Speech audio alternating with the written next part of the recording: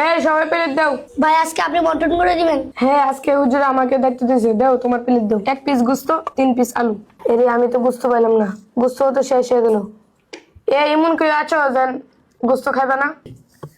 এটা কোন কথা বললো? গোস্ত তো 1 পিস, আর কে না খাবে? আমি জানতে চাইছিলাম গোস্ত খাবে না কে। 1 পিস করে দিয়া আবার ফিরানোর বাহানা। সমস্যা নাই, আমি গোস্ত ছাড়াই খেতে পারি। মাশাআল্লাহ, আজকে তোমাদের খাবার কেমন হয়েছে? হুজুর আজকে গোস্ত অনেক মজা হয়েছে। কি রে, তোমার গোস্ত কোথায়? হুজুর বন্টন করে গিয়ে দেখি গোস্ত নয়, গোস্ত শর্ট পড়ছে। তাহলে তুমি গোস্ত ছাড়াই খাবে? জি হুজুর, গোস্ত ছাড়াই খেতে হবে, গোস্ত তো আর নেই। গোস্ত নিয়ে তোমার রাগ হচ্ছে না? জি না হুজুর, রাগ হওয়ার তো কিছু নয়, গোস্ত শর্ট পড়ছে, আর হয়তো গোস্ত আর রিজিকে নেই। আমি তো মনে করেছি তুমি তোমার নিজেরটা রেখে তারপর অন্যদেরকে বন্টন করে দিবে। হুজুর তাহলে কি এটা ইনসাফ হলো? মাশাআল্লাহ, আজকে পরীক্ষায় তুমি বিজয়ী হয়েছো। এই নাও তোমার গোস্ত। আজকে থেকে তুমি সবসময় বন্টন করে দিবে, ঠিক আছে? দায়িত্ব মানে শুধু কাজ নয়, সততার পরীক্ষা।